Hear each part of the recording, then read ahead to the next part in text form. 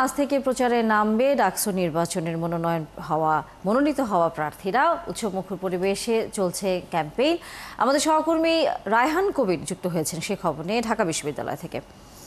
রায়হান, জানাবেন আজকে থেকে যেহেতু ডাকসু নির্বাচনের জন্য যারা নির্বাচনে লড়ছেন তারা আনুষ্ঠানিক প্রচারণা শুরু করবেন, সেই প্রচারণা শুরু করেছেন কিনা, এবং একই সাথে বেশিরভাগই প্রার্থীদের মতামত জানা গেছে যে তারা অনলাইনে বা সামাজিক যোগাযোগ মাধ্যমে বেশি প্রচার চালাতে চান। এই প্ল্যাটফর্মকে তারা সশরীরের বাইরে কেন বেছে নিয়েছেন? প্রার্থীদের কারোর সাথে এই বিষয়ে কথা বলার সুযোগ হয়েছে কিনা আপনার?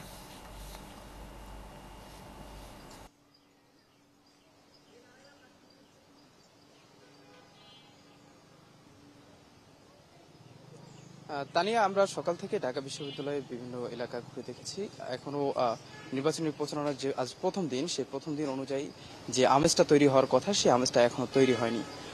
এর কারণ হলো আমাদের 11:30টার সময় বিশ্ববিদ্যালয় প্রশাসনের সঙ্গে বিভিন্ন পদপ্রার্থীদের সঙ্গে একটা মিটিং আছে। মিটিং এর পরপরই হয়তো বা যে আপনার নির্বাচনী যে আপনার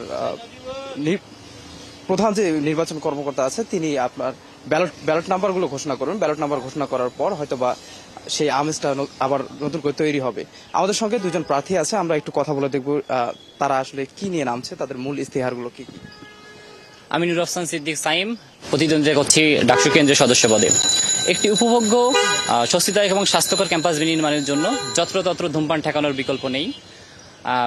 অধমবাহী শিক্ষার্থীরা, বিশেষ করে নারী শিক্ষার্থীদের জন্য ক্যাম্পাস বড় আকারের একটা চিমনিতে পরিণত হয়েছে, যার ফলে শিক্ষার্থীরা একটু শান্তিতে শ্বাসও নিতে পারছে না। দেশের বিদ্যমান আইন অনুযায়ী প্রকাশ্যে ধূমপান নিষিদ্ধ। এ ব্যাপারে বিশ্ববিদ্যালয় প্রশাসন একেবারেই উদাসীন। তাই আমি ঠিক করেছি, আমি যদি সদস্য পদে নির্বাচিত হতে পারি, আমি ক্যাম্পাসে প্রয়োজন মতো স্মোক জোন নির্মাণ করব, যা প্যাসিভ স্মোক জনিত মৃত্যু ঝুঁকি কমাতে কার্যকর ভূমিকা রাখবে বলে আমি আশা করছি। আমাদের সঙ্গে আছেন বঙ্গবন্ধু হল সংসদের ভিপি পদপ্রার্থী মহিউদ্দিন, তার সঙ্গে একটু কথা বলবো। ধন্যবাদ আপনাকে।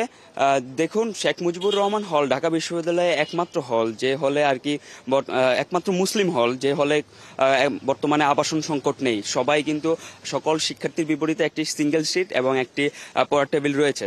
সো শেখ মুজিবুর রহমান হলে শিক্ষার্থীদের কাছে একটি অপার সম্ভাবনা রয়েছে শেখ মুজিবুর রহমান হলকে একটি হচ্ছে আন্তর্জাতিক মানসম্পন্ন হলে রূপদানের।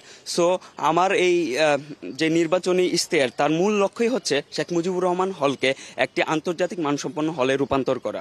মহিউদ্দিন, আমরা এই সময় জানি যে সবাই অনলাইনে প্রচারণাটাকে সব থেকে বেশি গুরুত্ব দিচ্ছে, এ নিয়ে আসলে আপনার অভিমত কি? দেখুন, এখন সোশ্যাল মিডিয়া হচ্ছে বর্তমান যুগে আমাদের একটা জীবনের একটি অবিচ্ছেদ্য অংশে রূপান্তরিত হয়েছে। সো সোশ্যাল মিডিয়ায় সবাই প্রচারণা চালাবে, এটাই খুবই স্বাভাবিক বিষয়। তো আমি মনে করি সোশ্যাল মিডিয়ায় প্রচারণার ক্ষেত্রে অবশ্যই আমার প্রচারণা অন্য কারো অধিকারে আঘাত হানছে কিনা এই জিনিসটা লক্ষ্য করা উচিত। এছাড়া আমি মনে করি যে সোশ্যাল মিডিয়ায় প্রচারণা করা যেতে পারে। রাফসান, আপনার মতে সোশ্যাল মিডিয়াটাকে কেন সবাই বেছে নিচ্ছে? কারণ এটা অনেক খুবই সহজলভ্য এবং খুবই সহজে অ্যাক্সেস করা যায়, এবং সকলে এখন ইয়াং জেনারেশন এটার প্রচুর। ধন্যবাদ আপনাকে। তানিয়া, এই ছিল সর্বশেষ ঢাকা বিশ্ববিদ্যালয় থেকে আমার কাছে ডাকসু এবং হল সংসদের খবর। ধন্যবাদ রায়হান কবির। নিশ্চয়ই আমরা ডাকসু নির্বাচনের আরো খবর জানবার জন্য আপনার কাছে পরবর্তীতে ফিরে আসবো। ধন্যবাদ এখন কারণ